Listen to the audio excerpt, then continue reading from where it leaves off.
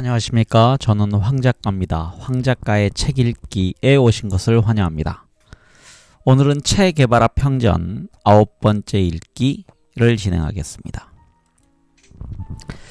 네, 오늘은 상당히 긴 읽기를 할 예정입니다. 단단히 각오하시기 바랍니다. 다른 때보다 조금 페이지 분량이 많습니다.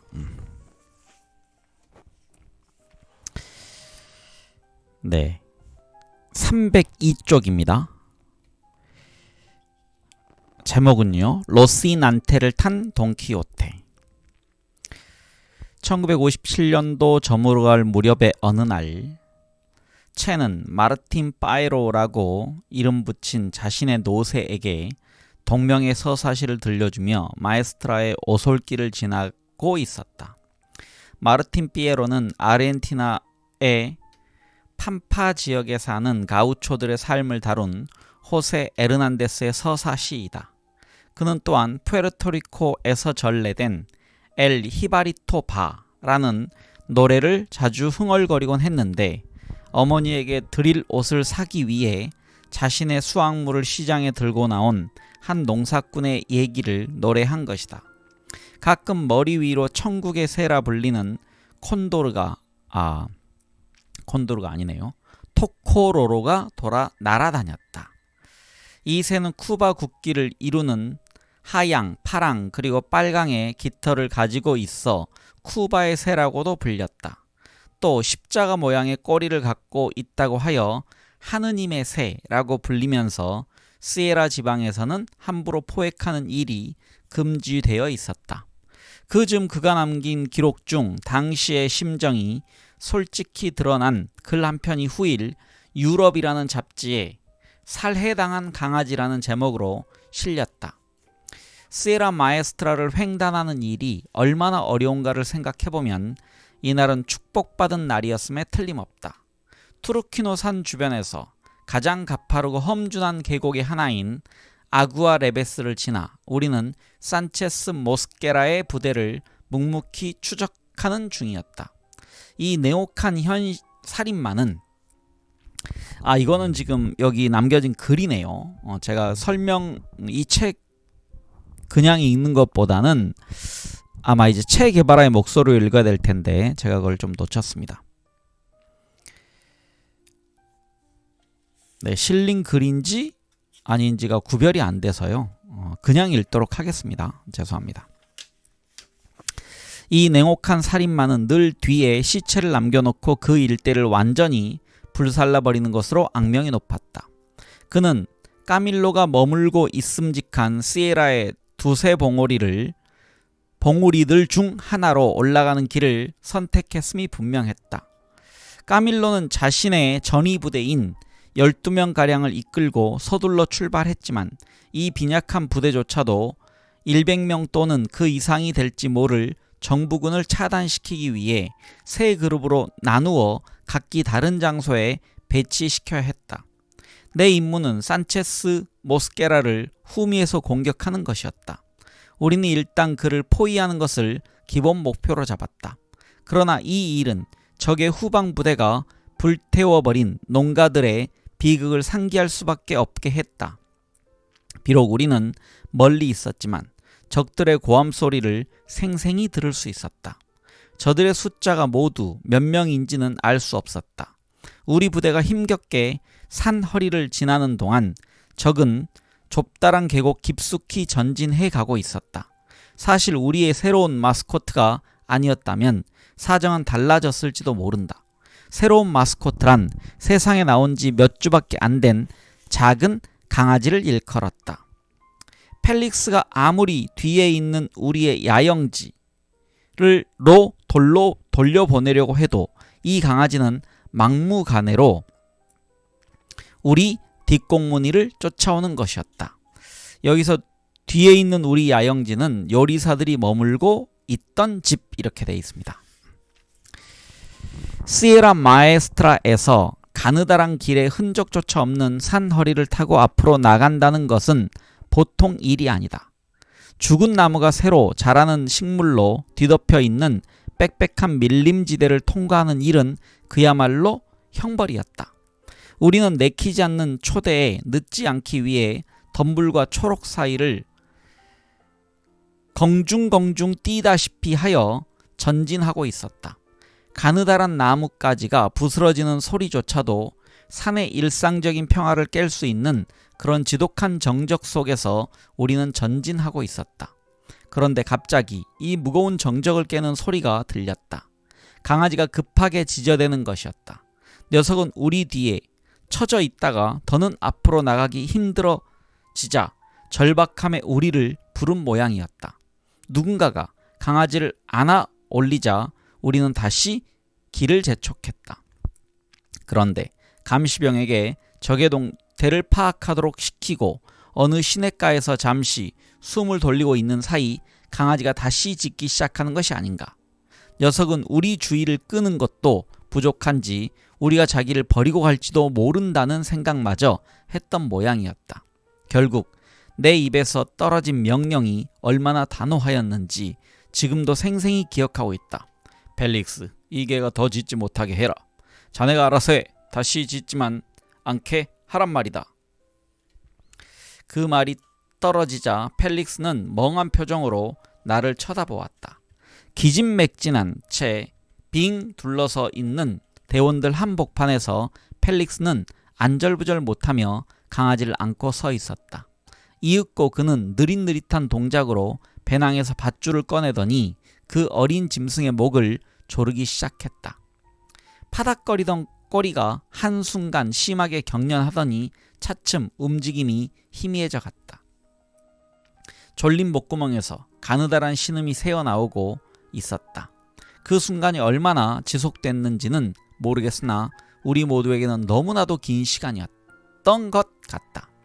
마지막으로 몸을 한번 크게 팔딱거린 뒤 싸우기를 포기한 강아지는 나무단 속에 고개를 처박은 채 뒤에 남겨졌다.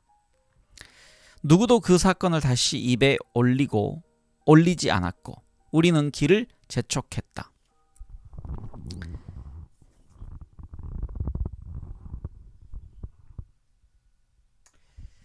산체스 모스케라의 부대는 우리를 앞질러 갔음이 분명했다. 잠시 후 우리는 총성을 들었다. 우리는 재빨리 산 비탈을 내려와서 후위와 가장 빨리 합류할 수 있는 길을 찾기 시작했다. 까밀로의 후위가 작전을 개시했음이 분명했다. 산 등성이까지 오르려면 한참은 더 가야 했기에 경계를 늦추지 않고 앞으로 나아가면서도 우리는 적과 마주칠 만일의 상황에 대비하고 있었다. 총성은 요란했지만 그다지 오래 지속되진 않았다. 우리 모두는 적과 전투를 벌이게 되기를 은근히 고대하고 있었다. 오르막길 끝에 있는 농가도 비어있긴 마찬가지였지만 적군의 흔적은 보이지 않았다. 정상까지 올라갔던 2명의 척후병이 돌아와서 이렇게 보고했다. 저 위쪽에 무덤이 하나 있습니다. 거길 파보았더니 군인 한 명이 묻혀 있었습니다. 그들은 그 군인의 호주머니에서 발견했다는 종이 쪽지를 가지고 왔다. 적의 기지에서 싸움이 있었고 사망자와 희생자가 있었던 모양이었다. 그러나 그 이상은 알아낼 수 없었다. 날이 어둑해졌다. 우리는 녹초가 되어 역시 사람이 떠나간 어떤 민가 앞에 멈춰섰다. 우리가 그나마 휴식을 취할 수 있었던 곳은 바로 이 마르베르데 지역이었다. 우리는 신속히 돼지고기와 감자 몇 알을 준비했다.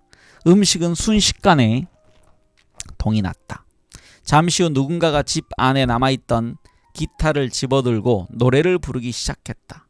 대부분의 농가에는 얼마간의 가재 도구들이 남아있게 마련이었다. 그때 우리를 감싸던 묘한 분위기가 노래 때문이었는지 아니면 어둠과 휴식이 가져다주는 나른함 때문이었는지는 모르겠다. 그런데 펠릭스가 뜯고 있던 뼈다귀를 던졌을 때 그 집에 남아있던 강아지 한 마리가 다가오더니 잽싸게 뼈다귀를 물었다. 펠릭스가 그 개의 머리를 쓰다듬기 시작했다. 개도 그를 바라보았다. 이번에는 펠릭스가 개를 바라보았다. 우리는 그의 눈빛 속에 어른거리는 죄책감을 읽었다. 갑자기 무거운 정적이 우리를 덮쳤다.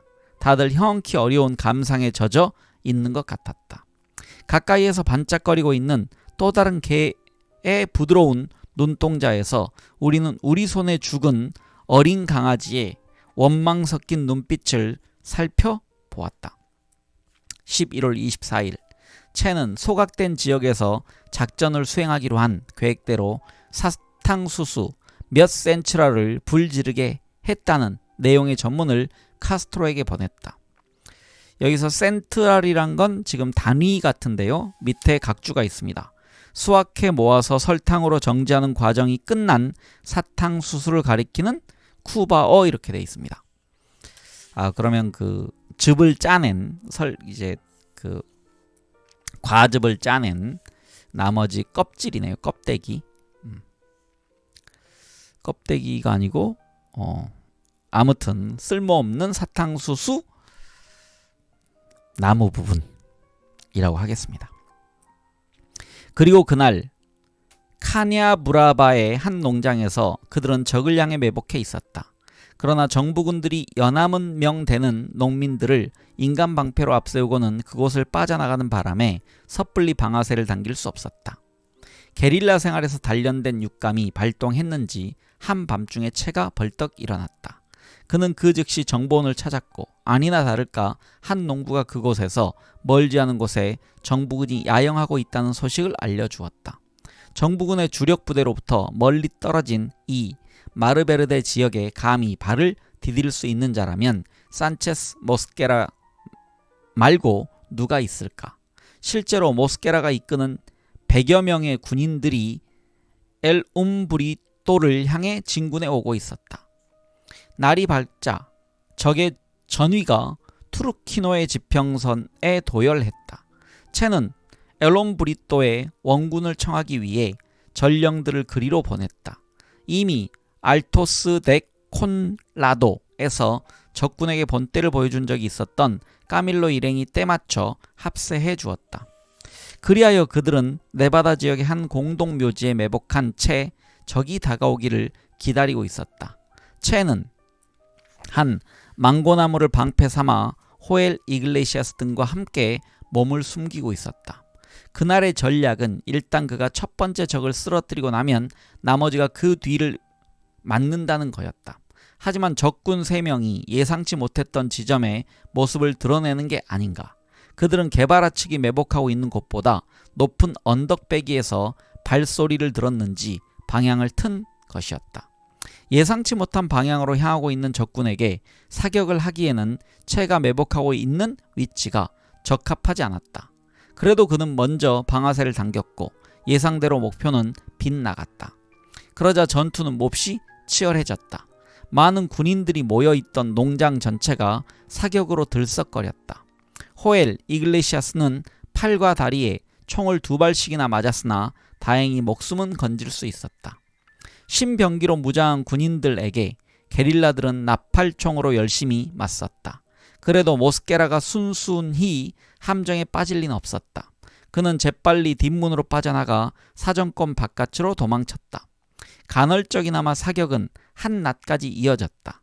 정부군과 반군은 근처의 숲에 몸을 감추고서 쫓고 쫓기는 죽음의 숨바꼭질을 계속했다.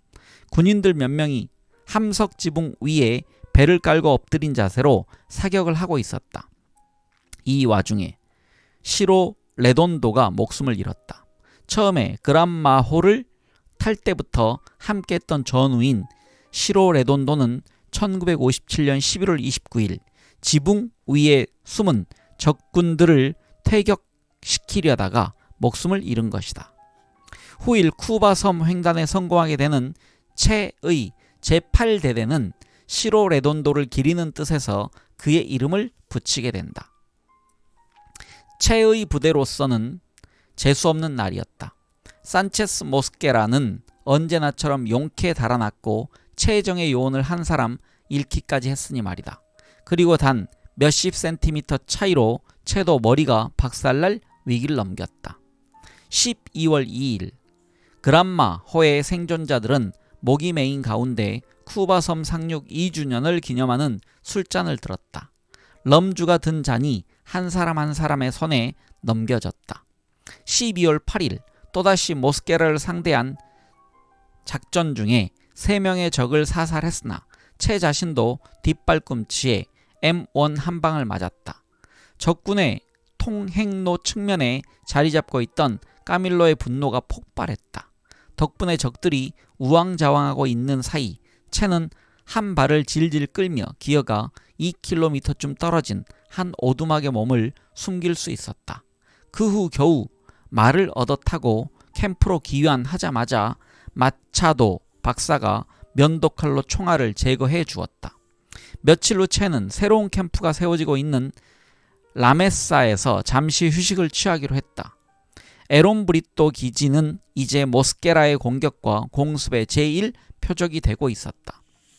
라메사를 둘러싸고 있는 가장 높은 보테이아 봉우리는 좁다란 협곡으로부터 약 1600m까지 솟아 있었다. 여기서 채는 휘하의 게릴라들을 시에라의 지붕 위에 적들의 공격을 도발시키는 표적으로 더는 드러내놓지 않겠다고 다짐하였다.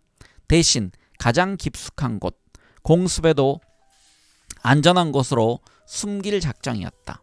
이번에는 피델 카스트로도 찬성했다. 그 즈음 피델마저도 펄쩍 뛸 소식이 마이애미로부터 전해졌다. 바티스타 독재에 반대하는 쿠바 전선연합이 자유연맹을 구성하자는 합의문에 서명했다는 것이었다. 그란마호의 대장이었던 피델에게 이 합의문은 1952년 바티스타의 쿠데타에 동조한 관료들과 옛 공모자들이 모아 만든 협잡 문서로밖에 보이지 않았다. 그리하여 12월 4일 피델은 신랄하고도 명쾌한 입장을 담은 성명을 발표한다. 공화국의 군대는 재편되어야 하며 마누엘 우르티아 에오 박사가 국가 수반이 되어야 한다는 내용을 포함하고 있는 이 성명에는 피델 카스트로 루스 자신을 포함하여 혁명정당과 지도자들, 정통파 연합, 학생연맹, 혁명회의와 혁명적 노동자회의가 서명했다. 이 성명의 주요 내용은 다음과 같다. 1. 우리의 군대가 재편성되기를 바란다. 우리는 전국적으로 조직된 의용대와 농촌 수비대 등과 함께 20회 이상의 작전에 성공한 세력을 보유하고 있다. 2. 우리 부대원들은 정부군에 대해 적개심을 갖기보다는 포로들을 존중하며 부상병들을 치료해주고 중요한 정보를 숨기고 있는 자라 하여도 고문하지 않는 등 기사도 정신의 본을 보여주고 있다. 3. M7-26 운동이 휘하의 병사들에게 심어놓은 정의와 숭고한 정신이 국민의 군대에도 심어져야 한다. 4. 우리는 명예로운 군대는 혁명을 두려워하지 않으며 인간의 존엄성에 대한 존중을 바탕으로 행여 오판으로 군복을 더럽힌 자들에게도 보복하지 않는다는 것을 전투를 통하여 실천하고 있다. 게릴라 총사령관 피델 카스트로는 결론을 대신하여 다음과 같은 비장한 각오로 끝을 맺었다. 우리는 승리 아니면 죽음밖에 모른다. 우리는 단 12명이었을 때에도 전투를 치렀다. 우리에게는 조직화되고 훈련된 주민의 지원도 없었고 아직도 강력하고 규율 잡힌 부대조차 갖고 있지 않다. 우리는 국민의 전면적인 지지에 기대지는 못했으나 저 잊을 수 없는 프랑크 파이스의 죽음을 상기하며 확신을 다졌다. 고결한 죽음보다 더 가치 있는 것은 없다. 이 성명을 작성한 뒤 피델은 채에게 선언하듯 말했다.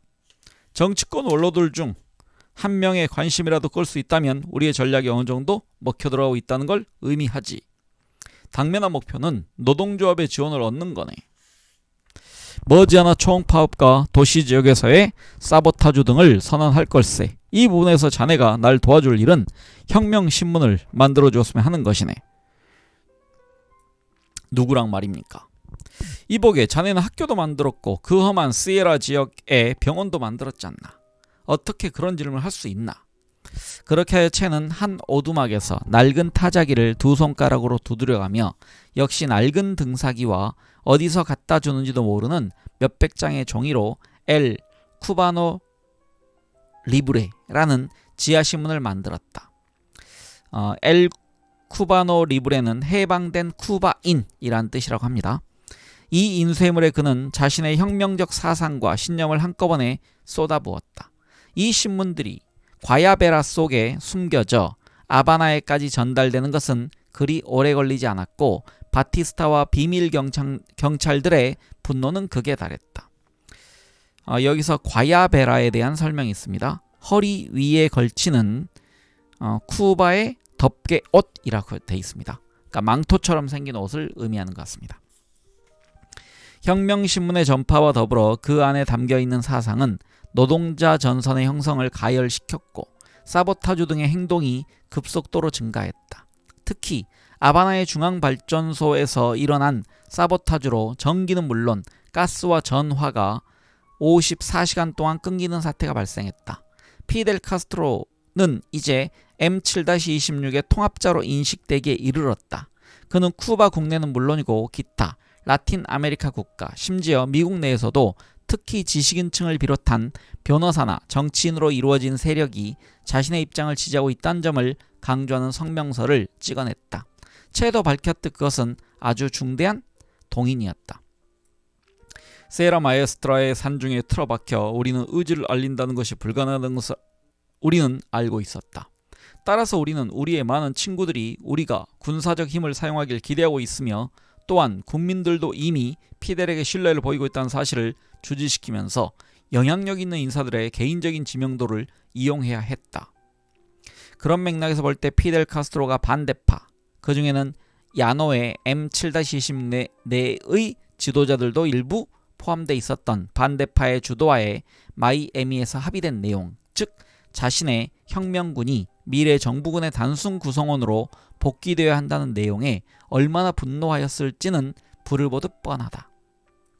그 일은 그가 되도록 빨리 산에서 내려와 쿠바섬 전체를 장악해야 한다는 것에 대한 필요성을 절실하게 깨닫게 하는 계기가 되었다. 게다가 미국이 양편을 저울질하고 있다는 것 또한 드러났다. 미국 정부는 무기 구입 약속을 받아내는 조건으로 협상 테이블에서는 바티스타를 갖고 놀았다. 한편으로 CIA는 모종의 지원을 반군에게 제공하면서 그 지원의 실제 기원을 알지 못했을 M7-26 본부의 깊숙한 부분에까지도 은밀하게 손길을 뻗치고 있었다.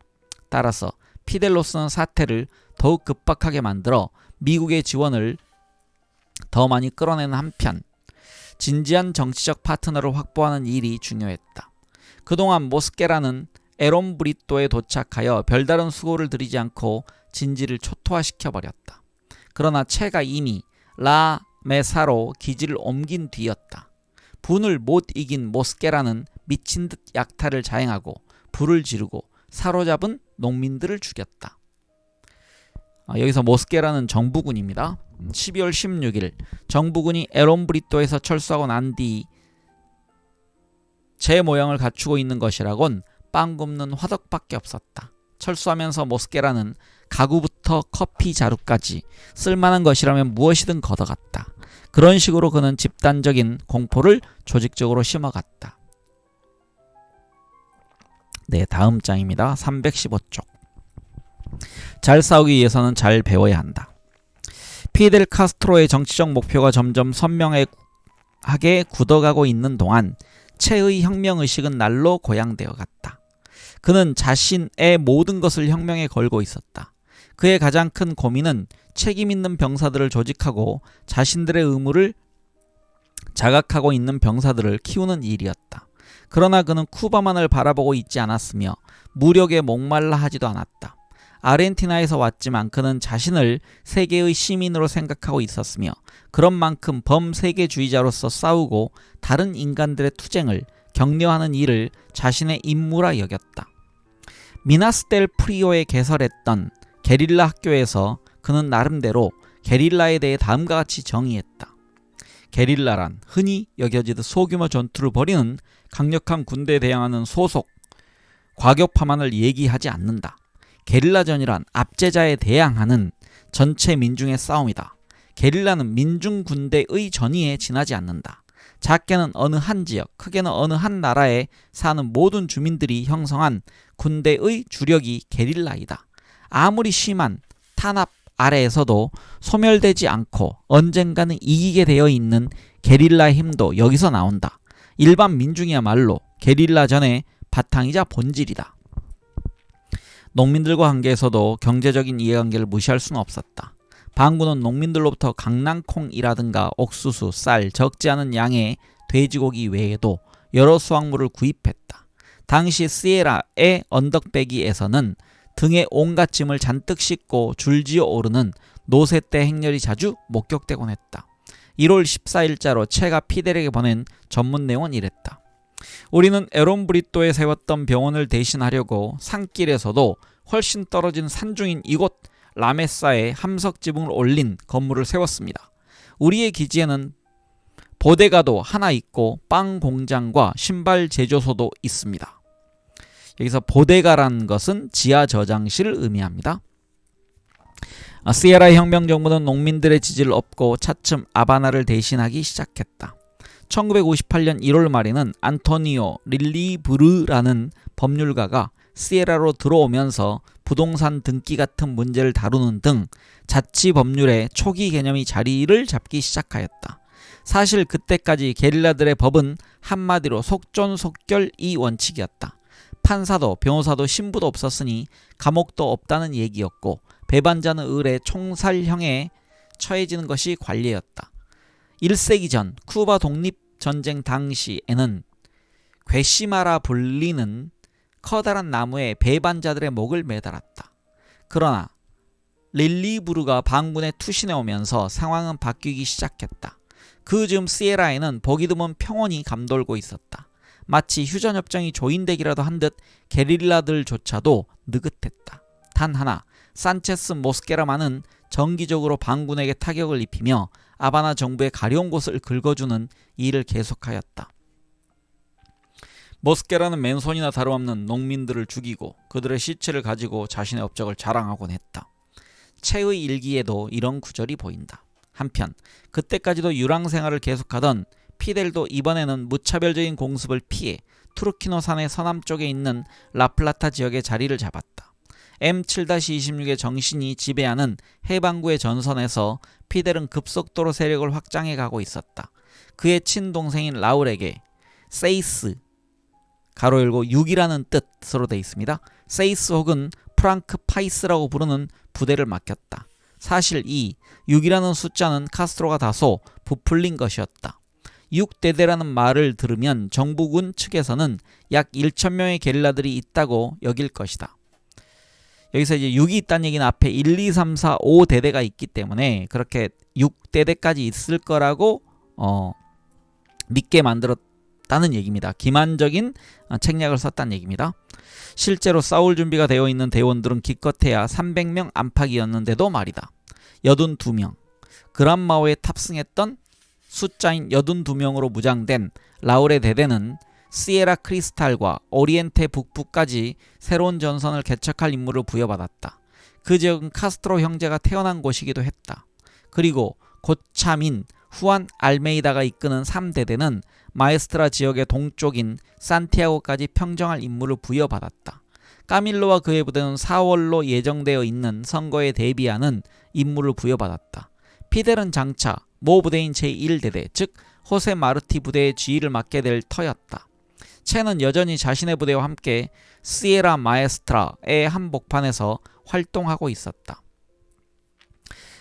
라메사로 이동해온 체의 부대가 첫 번째 표적으로 선택한 건 15km 떨어진 피노 델 아구아였다. 왜 다시 그곳을 택한 것일까? 결과적으로 그들의 첫 번째 공격은 되레 바티스타의 사령부만 강화시켜주는 결과를 초래했기 때문이었다. 검열과 단속이 더욱 강화되면서 언론은 바티스타가 반군에게 새해 들어 최초의 공격을 감행할 것이라는 예상을 전하고 있었다. 체의 부대가 피노델 아구아 병영을 공격하기에 앞서 사용 가능한 무기들을 세어보니 모두 292개였다. 사실 폭격기의 지원까지 받는 정부군의 화력에 비하면 세 발의 피라 할 만했다. 그러나 이 정도만으로도 그들의 작전은 많이 달라질 수 있었다. 이제까지는 상대편의 무기들을 탈취하는 데 급급하였다면 피노델 아구아는 새로운 화력의 시험장이 될 터였다. 그들이 준비한 회심의 병기는 양철로 만든 소형 폭탄을 작살에 장착하여 발사시켜 목표물에 맞는 순간 폭발하도록 만든 해저 잠수총 M6였다. 기발하지만 늘 효력이 만족스럽지만 않았던 이 비밀 병기를 그들은 소련이 발사했던 우주선 이름을 빌려 스푸트닉이라고 불렀다. 2월 초부터 공격 준비와 함께 위치 탐색이 시작되었다. 피노델 아구아는 각종 참호와 방어벽이 겹겹이 보호하고 있는 곳이었다.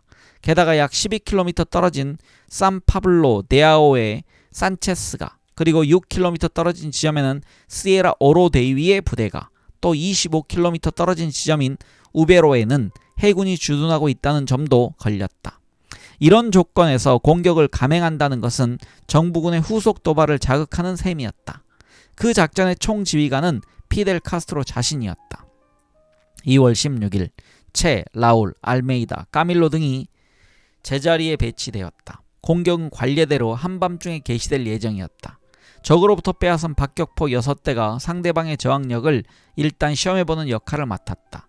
제1선에 선 까밀로의 부대가 먼저 무기를 탈취해오기 위해 병영 안으로 잠입했다. 그런데 두 번째 건물에서 적들의 저항이 개시되면서 게릴라들이 밀리기 시작했다. 전투는 생각보다 오래 끌었다. 화염병과 스푸트닉 등은 소리는 요란했지만 효력은 그에 미치질 못하였다.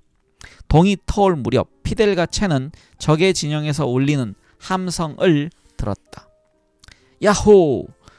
우리가 시엠푸에고스의 기관총을 갖고 있다! 앞에서 누군가가 무기를 들고 흔들어 보이고 있었고 그가 쓰고 있는 책모자도 바로 까밀로 시엠푸에고스의 것이라는 걸 알아본 그들은 가슴이 철렁했다. 시엠푸에고스는 심각한 타격을 입었을 것이라는 보고가 들어왔으나 그의 복부를 측면에서 관통한 총알이 다행히 장기를 비켜가서 그럭저럭 은신처까지 옮길 수 있었다.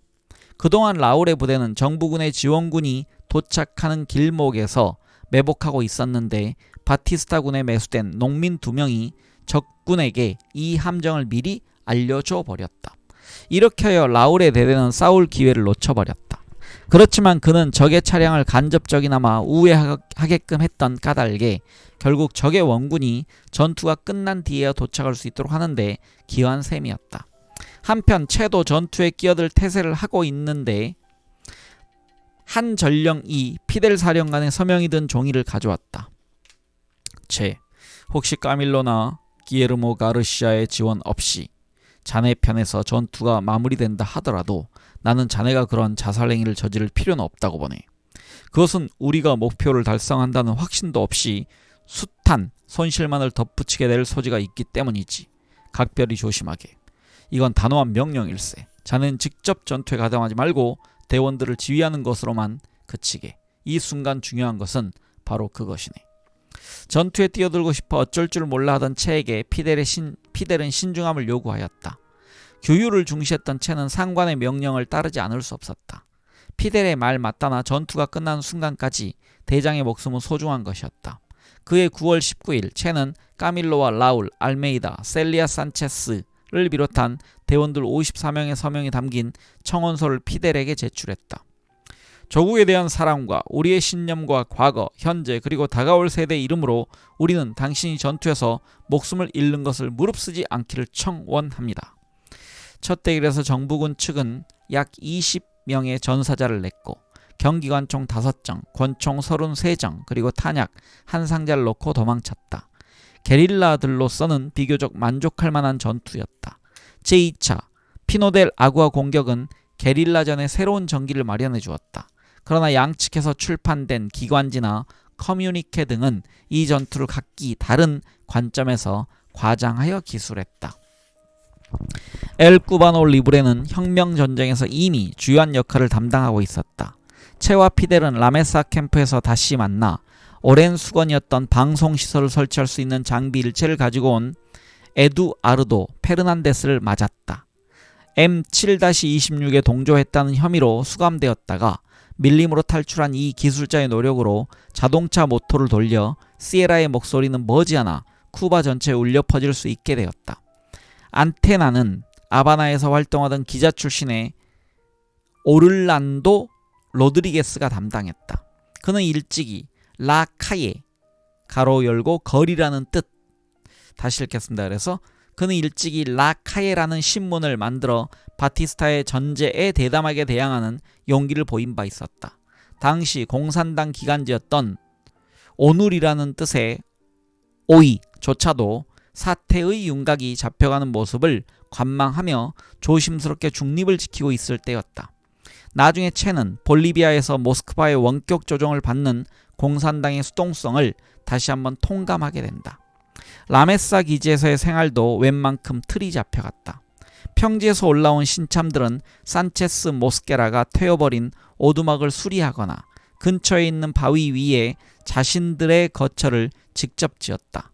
부대원들은 낮 시간에 주로 훈련을 받았다. 그들은 군사 지식을 배우고 진짜 총 대신에 나무로 만든 총으로 모의 전투 훈련을 하였다. 미나스델 프리오 군사학교에서 체는 인간에 대한 자신의 신념에 근거하여 훌륭한 혁명가들을 키워냈다. 신참이 들어올 때마다 그는 선배들에게 수없이 되풀이하였을 얘기를 했다. 글자를 모르면 왜 총을 잡는지도 이해하지 못한다. 그의 생도들은 그저 부패한 적군을 죽이러 온 자신들에게 그토록 읽기와 쓰기를 가르치려는 대장의 집념에 혀를 내둘렀다. 체의 강의실은 바로 시에라 마에스트라 전체였다. 다니엘 알라르콘 라미네스라는 농민은 의사이자 대장이며 또한 교사이기도 했던 체로부터 얻은 교훈을 이렇게 간직하고 있었다. 시에라 마에스트라의 기지에서 그는 먼저 읽고 쓸 줄 아느냐고 물었습니다.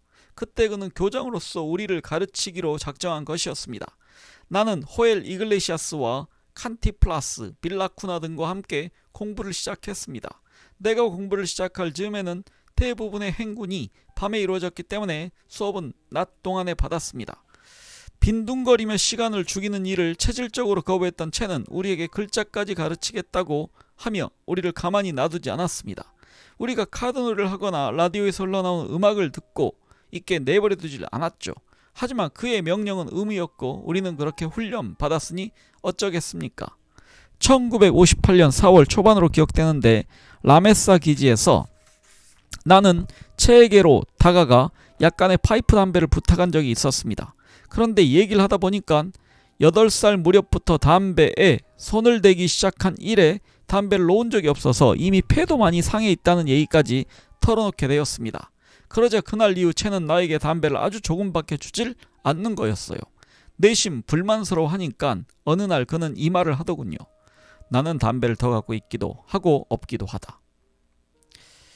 그게 도대체 무슨 뜻입니까? 그건 나에게 서면으로 요청해야 한다는 얘기다.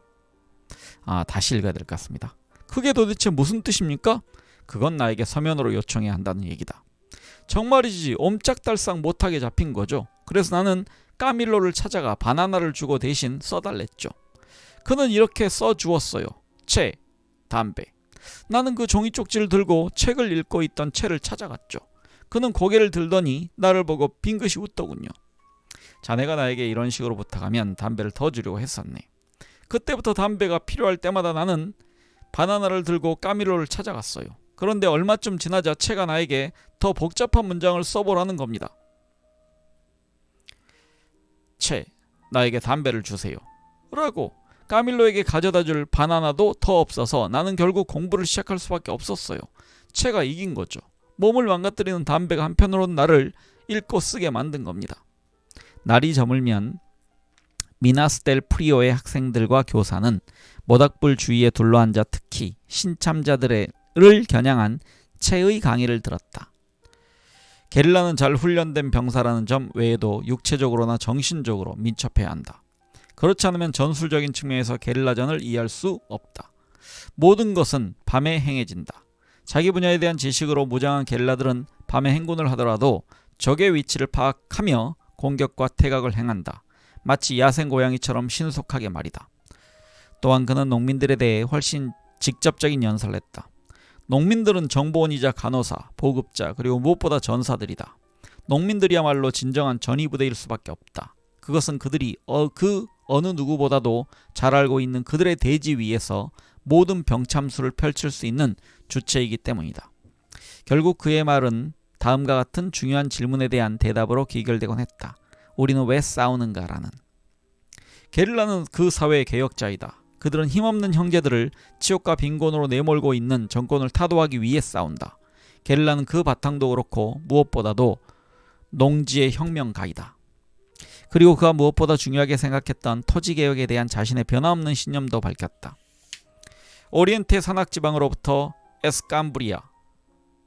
에스캄브라이, 까마구에이 평원을 지나 쿠바 전역에까지 급속도로 확산되고 있는 혁명의 불길 속에서 토지개혁의 칼자루를 쥐고 있는 쪽은 바로 해방군이다. 개인 소유제가 깊숙이 뿌리박고 있는 만큼 싸움은 꽤 오래 걸릴 것이다. 유사일의 땅은 더 나은 삶을 위한 분쟁의 중심이었다. 지금 우리 운동은 토지개혁 프로그램을 구체적으로 제시하고 있지는 않지만 결국에는 땅을 갖지 않은 농민이 한 사람도 없게 할 뿐만 아니라 놀고 있는 경작지도 없애는 법을 정하지 않을 수 없게 될 것이다.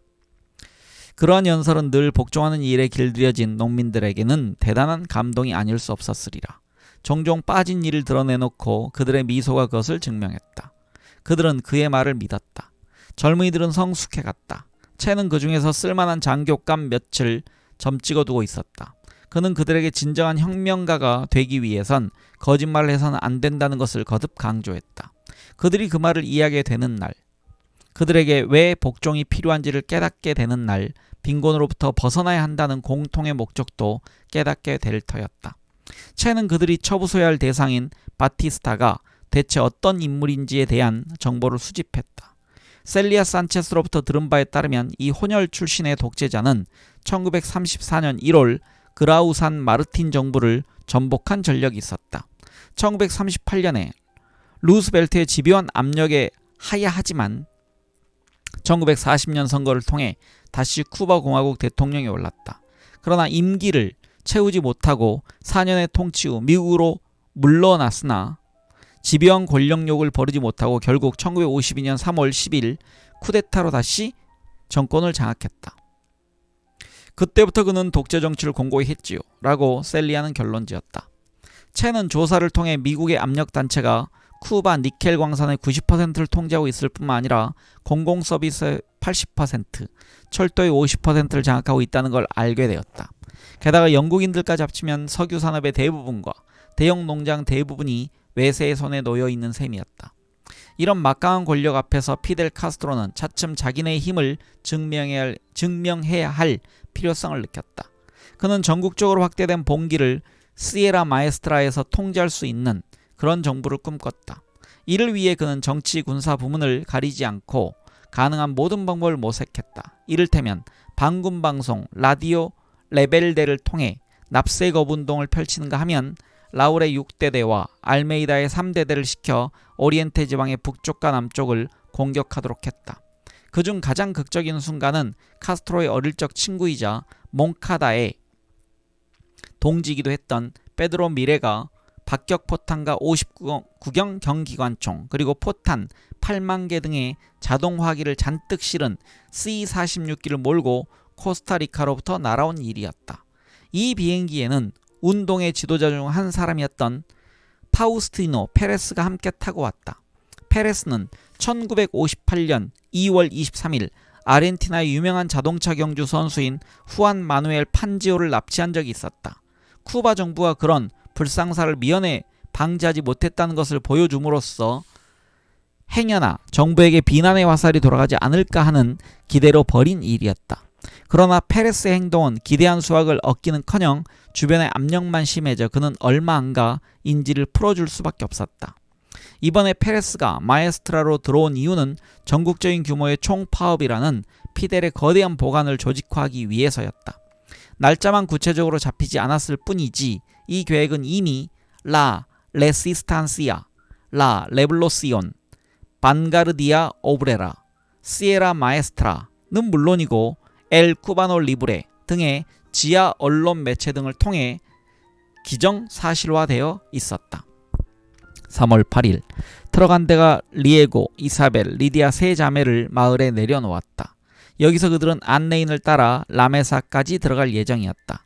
산티아고 근처의 산 루이스 농장 출신 이들은 그 즈음 M7-26에 가담한 많은 젊은이들 중 일부였다. 이틀간의 행군 끝에 마침내 최 대장 앞에 선 자매들은 완전히 기진맥진해 있었다. 채는 이들이 가져다 줄 두 가지 소식을 은근히 궁금해하며 기다리고 있던 차였다. 그는 반군 측이 계획하고 있는 파업의 전망을 어떻게 보는지 그녀들의 의견을 물었다. 채는 이 문제를 끈질기게 물고 늘어졌어요. 시에라가 원산지인 식물들이 무성하게 자라고 있는 아바나의 아파트 테라스에서 리디아가 당시를 회상하며 이렇게 입을 열었다. 여성 목소리 되네요. 그는 파업의 성공을 믿고 있는 눈치가 역력했어요. 온 국민이 한꺼번에 반응을 보일 거라고 생각하고 있었던 거죠. 그가 마음속에 품고 있는 이 계획에 대한 우리들의 열광이 그에게 더욱 확신을 품게 했겠죠. 그는 곧장 우리가 해야 할 일을 확실히 정해주었어요. 이사벨은 간호사였고 나는 교사였지요. 나는 낮에는 근처 농민들의 아이들에게 읽기와 쓰기를 가르쳤고 밤이 되면 역시 글을 모르는 대원들을 가르치곤 했어요. 얼마 지나지 않아 나는 미리 수업 준비를 하는 일이 거의 무의미하다는 걸 깨달았어요. 왜냐하면 문맹의 정도가 너무 심하여 대체 어느 기준에 맞춰야 할지 알 수가 없었거든요. 우리는 일종의 소우주 안에 살고 있었지만 쿠바라는 거대한 섬 한복판에서 외따로 살고 있는 이곳 주민들은 바깥 세계에 대해 도통 아는 것이 없었죠. 채의 규율은 너무 엄격해서 처음에 나는 잔뜩 주눅이 들어 있었어요. 그런데 나중에 보니 떼국이 줄줄 흐르는 데다 배는 볼록 튀어나오고 콧물이 쉴 수 없이 흐르는 깨복쟁이 아이들이 걸핏하면 그의 무릎에 앉아있는 거였어요. 그 모습을 보며 나는 그가 참으로 따스한 마음을 가진 사람이라는 걸 깨달았지요. 그는 금세 나를 동료로 받아들였다는 표시처럼 마에스투 루카, 선생님이란 뜻입니다. 마에스투 루카라고 불렀습니다. 그는 시간이 허락한 한 수업을 참관하려고 했습니다. 기지에서 우리는 그를 아르헨티나 사람이라고 부르기도 했어요. 내가 아는 한 그는 이 세상에서 가장 순박한 산간지방의 농민들을 무척이나 사랑했습니다. 그는 그들의 빈곤과 배고픔까지도 함께 나누고 싶어 했습니다. 그 시기 우리들은 공습을 피해 막사를 빠져나와 숲속이나 동굴 등에 몸을 숨겨야 하는 일이 잦았습니다. 늘 반복되는 시나리오였어요. 일단 소형 비행기 한 대가 주변을 정탐하고 가면 곧 이어 B-26기가 와서 우리에게 무차별 폭격을 가하는 시기였지요. 그래서 우리는 정찰기 엔진 소리만 들렸다 하면 숨을 곳을 찾느라 바빴어요. 비행기들은 심지어 밤에도 폭격을 가해오곤 했어요. 바티스타 군대의 공격이 더욱 강화되면서 우리는 다시 기지를 포기하지 않으면 안 되었습니다. 이사벨이 일하고 있던 병원도 동굴 안으로 옮겨졌어요. 우리는 이 동굴을 시에라에서 자주 볼 수 있는 새의 이름을 따서 조르잘이라고 불렀어요. 나중에 리디아는 언니를 도와 간호보조 업무를 맡게 되었다고 한다. 아마 그 시기야말로 내 인생에서 가장 힘든 시기였을 겁니다. 나는 모미또라고 불리던 게릴라 한 명을 간호했답니다. 내장은 고름덩어리로 가득 차 있었고 구멍이 숭숭 뚫려 있었죠. 하지만 모미또는 결국 조르자리 지저귀는 소리를 다시 들을 수 있었답니다. 우리는 많은 부상자들을 그곳에서 치료했어요. 그런데 놀라운 건 죽어나가는 사람이 한 명도 없었다는 겁니다. 당시 25살이었던 이사벨 언니와 19이었던 나는 무기를 들고 직접 전투에 나서고 싶었답니다. 하지만 채는 우리의 생명이 위태로워질지 모를 행동은 허락하지 않았어요. 우리가 계속해서 졸라대며 목소리를 높이니까 그는 시에라에서 그가 기르고 있던 개들 중 하나인 움브리또보다 우리가 더 시끄럽게 짖어댄다고 하지 뭐예요? 그 당시 그는 산타나라 불리던 고양이 한 마리도 키우고 있었죠. 적이 통과하기를 기다리며 매복하기 위해 라메사를 떠난 우리는 피델의 사령부에 있던 라플라타로 이동했었어요. 피델은 우리 자매가 꼭 붙어 앉은 채 집채만한 가방에 깔려 있다시피 하면서도 불평 한마디 하지 않는 모습이 딱해 보였던 모양이에요. 그는 우리를 다른 11명의 여자 대원들로 구성된 부대에 넣어주었어요. 우리를 이끌었던 사람은 에디 수뇨리라 불렸는데 성한 곳이 없어 보일 정도로 상처투성이었어요. 우리 13명은 라스 마리아나스 그라할레스라고 불렸어요. 뜻은 해방의 주역 마세오의 어머니 이름을 따서 지음이라고 되어 있습니다. 우리 13명의 여자들은 더는 회계나 교육 또는 기타 하급 업무에 매달리지 않을 뿐 아니라 남자들을 보조하는 데 머무르지 않고 진정한 게릴라가 되리라고 결심을 다졌답니다. 그들 중에 눈부신 미모로 시에라의 비너스로 불리던 리디아 외에 레아나 로데라는 여자가 있었다. 그녀는 까밀로의 시선을 단번에 사로잡아 버렸다. 또한 글도 읽을 줄 알았던 게오르히나 게릴라들에게 선머슴 같다는 말을 들었다. 공부보다 전투를 더 좋아했던 까르멘 시타, 필론 인근의 소도시 출신의 세비야 알리다가 있었으며 아바나의 엘리트 출신의 사격수 올기타 게바라는 리디아가 대원들 앞에서 노래를 부를 때면 늘 기타 반주를 넣어주곤 했다. 일단 이들의 훈련이 웬만큼 마무리되자 피델은 이 부대를 이끌 지휘자를 뽑아야겠다고 생각했다. 그들 중에서 가장 뛰어난 사격수가 적임자일 것이었다. 이사벨 언니는 50m 밖에서 M1 기병총으로 정확히 표적을 명중시켰죠. 그래서 언니가 우리의 대장이 된 겁니다. 약학을 전공한 이사벨은 지휘관으로서 요구되는 카리스마와 강건한 의지를 두루 갖춘 여성이었어요. 때로는 남자들을 이끌기도 했지요. 그만큼 그녀는 천부적인 지휘관이었고 그녀의 지휘를 받은 남자 대원들도 실수하는 법이 없었답니다. 우리는 더러 남자들로부터 짓궂은 칭찬을 듣곤 했지요. 당신 여자들은 싸움을 하기엔 무언가가 부족한데 말이야. 하지만 누구나 죽음을 앞에 선 평등한 법이죠. 그리고 1958년 8월 전투에서 우리는 적들에게 우리의 능력을 보여주었어요. 당시 우리는 정말 황소처럼 먹어댔지요. 마치 낙타처럼 미리 먹어두어야 했거든요. 그리고 노새처럼 짐을 가득 지고 행군을 해야 했으니까요. 저녁에 캠프에 모이면 우리는 바로 얼마 전까지만 해도 풋내기에다가 겁쟁이에 지나지 않았던 그 시절을 떠올리며 깔깔거리곤 했어요. 당시 우리 가방 속에 생쥐나 도마뱀 또는 개구리 따위를 슬쩍 집어넣어두는 악동이 늘 있었거든요. 그래서 우리는 복수를 해야겠다고 벼르고 있었죠. 사실 남자들 중에서 무기를 지급하지 못한 사람이 많았지만 우리는 무기를 갖고 있었답니다. 8월 초에 있었던 라스 메르세데스 전투를 치르고 난 뒤 에디 슈뇰은 게릴라 전에 전술을 어느 정도 터득하게 되었다. 사실 나는 과연 전투를 지휘할 수 있을지 내심 걱정하고 있었어요. 하지만 나는 그녀들이 자랑스러웠답니다. 라고 슈뇰은 회고했다. 시에라의 비너스였던 리디아도 이 일을 회상하며 미소 지었다. 그녀의 언니 이사벨은 1987년 암으로 세상을 떠났다. 1993년 여름에는 피델 카스트로가 마리아나 그라할레스 부대의 생존자 8명을 초대하여 하루 동안 즐겁게 지낸 적이 있었다. 거의 7시간 동안 우리 모두는 이야기 보따리를 가득 풀어놨죠.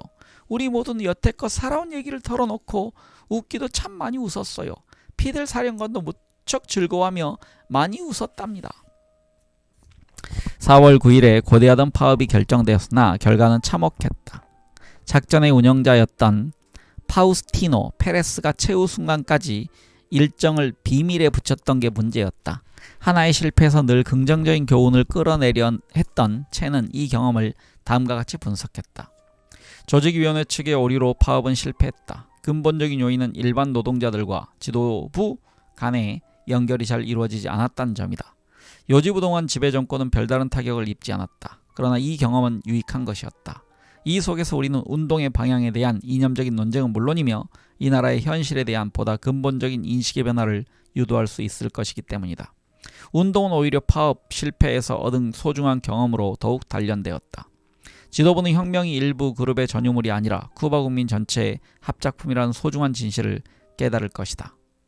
그리고 이 목표야말로 야노나 시에라를 막론하고 우리 운동의 모든 힘을 하나로 결집시킬 동인이다. 여기서 다시 한번 말씀드리면 야노는요 평지란 뜻이고 시에라는 산맥이란 뜻입니다. 즉 아래에 있는 일반 민중들 그리고 지금 시에라 산맥에 있는 게릴라들 양쪽 모두를 결집시킬 동인이란 얘기입니다. 실패한 파업, 참여율이 30% 미만이었던 이 파업은 적잖은 반향을 불러일으키며 거의 100여 명에 이르는 지지자들의 목숨을 앗아가는 결과를 가져왔다. 카스트로는 사태의 발전을 위해서는 결국 무기를 손에 쥘 수밖에 없는 현실을 깨달았다. 때를 기다리며 동요하고 있는 게릴라들의 전설을 가능한 한 빨리 회복하는 일이 필요했다.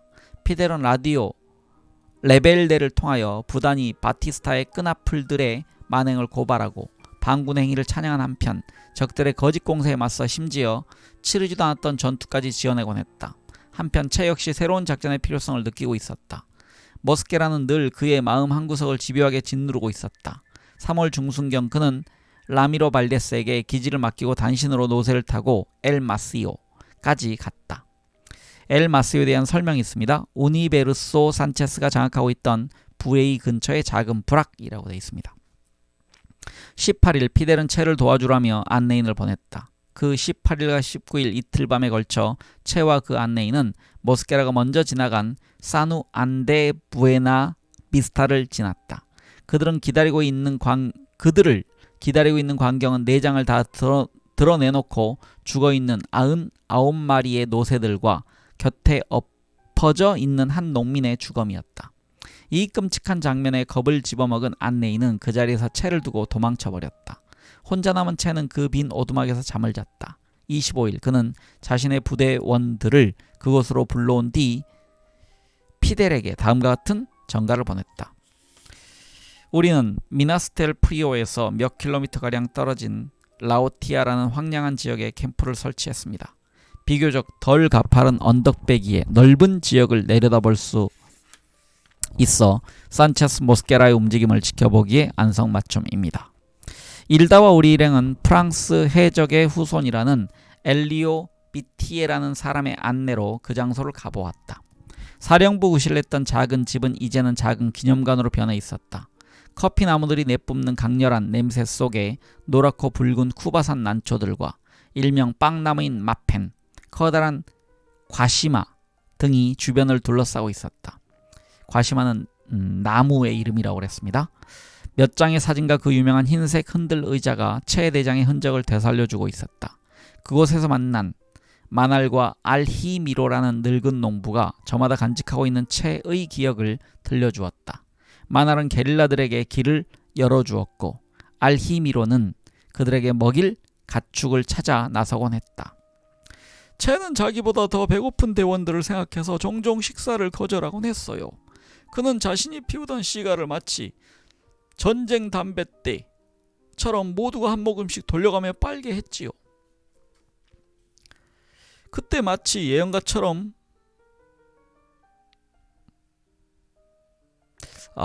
지금 코테이션 마크가 끝나지 않았는데요. 끝나게 읽어야 될 것 같습니다. 그때 마치 예언가처럼 기다랗게 수염을 기른 알히미로가 끼어들었다. 책이 위에 따옴표가 없습니다.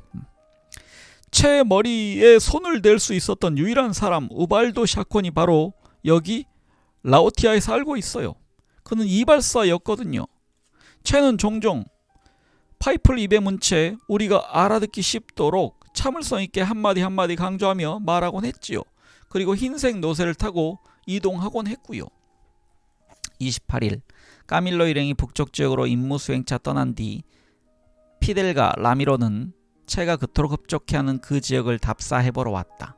사흘 후 채의 부대원 중 20명가량이 엘도라도 기지에 있던 알시바이데스와 리디아를 지원하러 떠났다. 4월이 시작되자 채는 피델에게 이런 전문을 보냈다. 비록 지금은 부대원이 40명가량으로 줄었지만 저는 제 위치를 사수할 것입니다. 저는 피델인 줄 알았더니 채가 보낸 거네요. 다시 읽겠습니다. 비록 지금은 부대원이 40명가량으로 줄었지만 저는 제 위치를 사수할 것입니다. 한편 산체스 모스케라도 채의 부대원이 감소했다는 소식을 용케 들었는지 전투를 개시할 적기라고 판단한 듯 싶었다. 4월 18일 아침 채는 흰색 노새를 타고 라메사를 들르지 않은 채 라오티아로 방향을 틀었다. 그런데 엘 마시오쯤에 도착했을 때 갑자기 일어난 총성이 정적을 갈랐다. 마침 바루부도들이 가 있던 로스 곤잘레스의 한 농장으로 산체스 모스케라가 가축을 약탈하러 난입했던 것이다. 이번에야말로 사생결단을 내려야겠다는 생각에 그의 가슴은 마구 뛰기 시작했다. 전략상의 고려는 무시하고 그는 싸움이 벌어지고 있는 곳으로 힘껏 달렸다. 그 순간 가란두와 39경 경기관 총의 총알이 그의 곁을 스쳤다.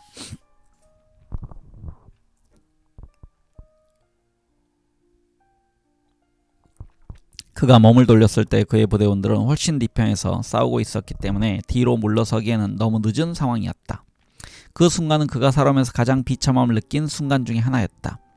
바위 뒤에 몸을 숨기고 있던 그는 이렇게 외치는 소리를 들었다.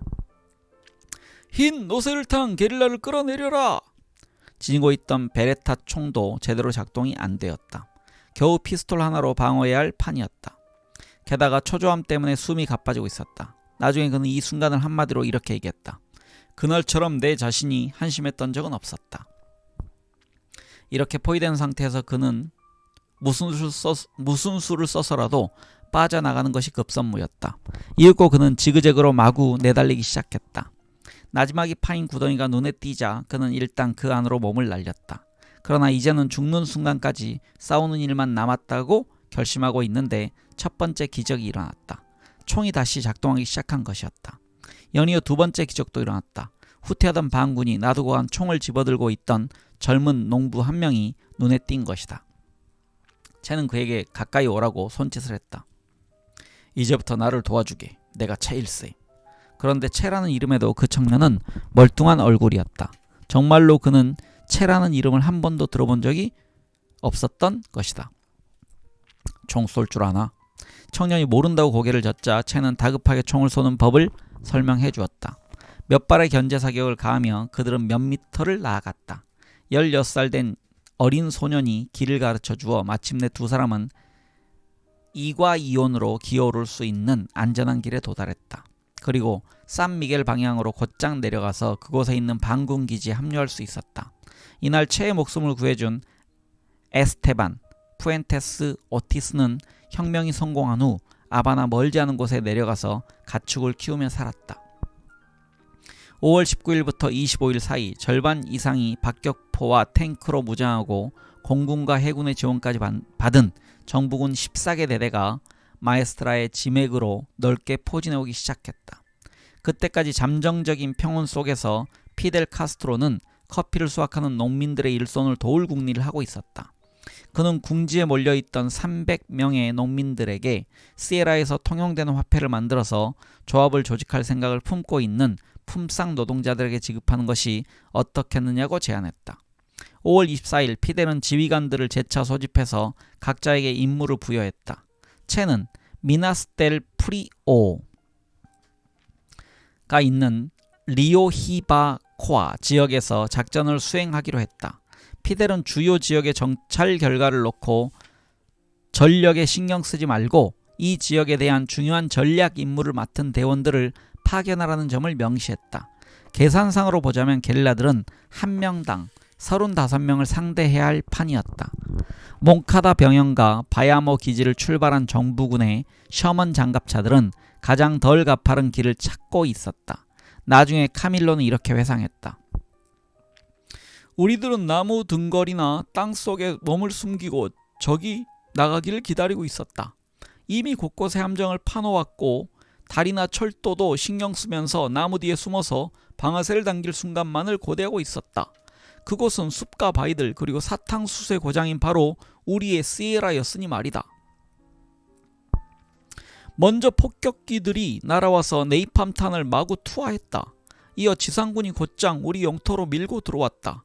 그 상황에서 우리가 할 수 있는 일은 그저 눈에 들어오는 곳에 방아쇠를 당기는 일이었다. 그래도 통쾌했던 건 우리가 먼저 서둘러서 저들의 통신 장비를 탈취할 수 있었던 까닭에 폭격기들이 자기 편에 폭격을 하도록 유도할 수 있었다는 것이다. 시에라를 길들이기 위해서는 시간이 필요하다. 시에라는 낯선 자들의 방문을 쉽사리 허락하지 않는 땅이다. 시간은 게릴라들에게 유리하게 흘러갔다. 그들이 위험을 무릅쓸 때마다 불운한 군인들은 놀란 토끼처럼 도망치기에 바빴다. 적십자 의료 캠프는 밀려드는 부상자로 넘치고 있었다. 상황이 이 지경인데도 아바나에서 결정권을 쥐고 있는 관료들은 여전히 고집만 피우며 시에라에서 들려오는 소식을 귀담아 듣기를 거부했다. 첫 번째 전투 뒤에 게릴라 측은 박격포는 물론이고 탱크까지 포함한 500정이 넘는 각종 무기를 차지할 수 있었다. 게다가 적십자에서 치료받고 있던 포로들 중 몇 명은 반군 측으로 기순했다. 그들 중 사관학교 생도였던 라 파르테는 나중에 미나스 델 프리오 군사학교의 가장 엄한 교관들 중 하나가 되었다. 반군들로서는 가장 전방까지 진출한 라스 메르세데스 전투의 결과는 상당히 고무적이었다. 5월 25일 매복하고 있던 반군들에게 무장 해제당한 정부군은 패주했다.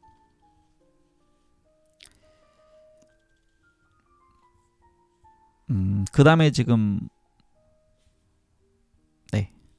체가 이제 말했네요. 앙헬 베르데시아 대위가 이끈 우리 대원들은 그 이틀 동안 말 그대로 죽기 아니면 살기로 싸웠다. 1인당 10 내지 12명을 상대해야 되는 데다 탱크와 폭격기까지 상대해야 했으니 말이다. 라고 채는 그 전투를 평가했다. 특히 반군들에게는 최소한의 병력을 희생시키게 하는 전략의 의미를 깨닫게 해준 전투였다. 한편 채가 직접 지휘했던 미나스 델 프리오와 히바코아 전투 역시 적에게 큰 타격을 입혔다.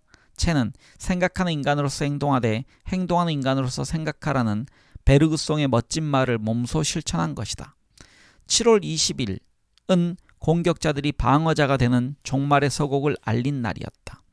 산 사나이들이 바야흐로 전황을 장악해 가고 있었다. 거의 전 지역에서 전투가 벌어지고 있었고 대지의 여신은 게릴라들의 편이었다. 산토 도밍고에서는 저 악명 높은 산체스 모스케라의 부대조차도 혼쭐이 났다. 정부군으로서는 사상자가 속출하고 430명가량이 포로로 잡힌 데다 이 해방구에 1,000여 명가량을 남겨두고 도주해버린 완벽한 패배였다. 살롱에서 짠 전략으로 자신들의 부대를 죽음으로 몰아넣은 아바나의 관료들에게는 곤혹스러운 일이 아닐 수 없었다. 대통령궁의 바티스타는 자신의 권좌가 흔들리는 걸 느꼈다. 채는 당시의 전황을 이렇게 요약했다. 산토도밍고와 메리뇨, 엘 히게, 제2차 산토도밍고 전투, 라스베가스, 히바코아, 라스 메르세데스 등지에서 수개월에 걸쳐 쉴 새 없이 전투가 벌어졌다. 그대로 있다간 완전히 괴멸할 수밖에 없었던 정부군이 시에라에서 퇴각하지 않을 수 없을 때까지 말이다. 피델 카스트로는 채야말로 게릴라전을 예술의 경지까지 끌어올린 인물이라며 극찬했다. 채는 이동하는 전투를 일컬을 때 프랑스어에 미뉴에트라는 단어를 쓰곤 했다. 마치 적 주위에서 춤을 추듯 적을 포위한다는 것이 미뉴에트의 핵심이었다. 정부군의 대공세는 결국 실패로 돌아갔다. 군인들에게 게릴라들은 도무지 눈에 띄지 않고 붙잡을 수도 없는 유령 같은 존재였다. 사실 지형에 대해 완벽하게 알고 있는 데다 자기들끼리만 통하는 연락용 암호 덕분에 마구 고함을 질러대기만 하는 적들에 비해 훨씬 더 신중함을 가질 수 있었다. 마구 고함을 질러대고 자신들의 위치를 무전기로 알리고 처음부터 불을 피우는 군인들의 모습은 게릴라들을 안심시켰다. 그에 비해 게릴라들은 낮은 소리로 중얼거리거나 속닥거리기만 해도 되었다. 또한 그들은 숲속에서 훤하게 드러나는 공간이 나타나면 일렬로 서서 각각의 간격을 가급적 멀리 두고 행진하는 태도가 몸에 배어 있었다. 이것은 혹시 있을 적의 공습에 대비하여 뭉쳐있지 않음으로써 표적을 흩뜨리려는 계산에서였다. 아무리 기다려도 고대하던 승전보를 들을 수 없었던 바티스타는 마키아벨리가 살아있었다면 코웃음을 쳤을 생각을 하고 있었다. 1958년 8월 피델의 부대는 바티스타의 군대를 비웃듯 관타나모의 미군 기지와 물길로 연결되어 있던 야테리타스 수로를 방어하던 정부군의 항복을 받아냈다. 이 일을 빌미로 바티스타는 미국의 군사 지원을 요청하기로 했다. 바티스타와 절친한 사이였던 아바나 주재 미국 대사인 얼 스미스는 본국으로부터 파병이 가능하도록 손을 썼다. 그러나 영리한 피델 카스트로가 반란의 교사자라는 함정에 빠질 리가 없었다. 그는 야테리타스 수로를 재빨리 포기하여 성조기의 후원 아래 게릴라들을 단숨에 박살내 버릴 수 있기라도 할 것처럼 큰 소리를 치는 아바나 정부를 안심시켰다. 바티스타는 이 일을 통하여 피델 카스트로라는 게릴라가 한편으로 얼마나 정교한 전략가인지를 역으로 증명한 셈이었다. 그리고 그 일은 가볍게 지나칠 일이 못됐다. 그해 6월 14일 채는 30세가 되었다. 혁명의 냄새가 그때처럼 향긋하게 다가오는 때도 없었다. 전투에서 진동하는 화약 냄새, 또 시에라의 대기도, 혁명의 꽃가루도 아랑곳하지 않고 천식 환자인 에르네스토 채에 개발하는 한껏 숨을 들이마셨다. 그리고 그 무렵부터 마테차를 마시고 있는 그의 모습이 자주 눈에 띄었다. 그런데 어떻게 시에라의 산중에서 그가 마테차를 마실 수 있었을까? 채에게는 구원의 식물이랄 수 있는 이 마테가 그에게 공수되어 오기까지는 참으로 기나긴 사연이 있었다. 그가 부에노스아이레스를 떠나올 무렵부터 채의 아버지는 마테잎을 정기적으로 2-3kg씩 사들였다. 그리고 그는 이 마테잎을 항공기 조종사나 여행객 또는 기자 등에게 부탁하여 페루의 리마로, 멕시코로, 심지어 마이애미까지 보냈다. 이처럼 임시 변통의 릴레이를 거쳐 이 예수회의 차는 아바나까지 도착하여 M7-26 측을 통해 시에라에 있는 차에게까지 전달되는 것이었다. 여기서 예수회의 차라고 돼 있는 것은 남아메리카에 있던 예수회 선교사들이 그들의 음료로 삼았다 해서 마테라는 이름으로 불렸다, 이렇게 되어 있습니다. 여기서 마테는 그럼 마태복음의 그 마테인 것 같습니다. 그 덕분에 고향으로부터 점점 멀어져 가면서도 자신만의 묘약을 가져다주는 심부름꾼이나 배달인을 만나는 일은 차에게 뜻하지 않은 즐거움을 가져다 주었다. 네, 오늘 읽기를 여기서 마무리하겠습니다. 이 책은 이제 그 다음에 중간에 그 또 다른 사진들이 이렇게 쭉 나와 있습니다. 여기 뭐 체게바라의 어린 시절 사진도 있고요. 사진이 쭉 나와 있고 중간 사진을 넘어서 이제 제4부가 이어집니다. 제4부 서쪽으로 라는 글이 이어집니다. 다음 시간에 4부를 읽어가도록 하겠습니다. 함께 해주신 많은 분들 감사드립니다. 저는 황 작가였습니다.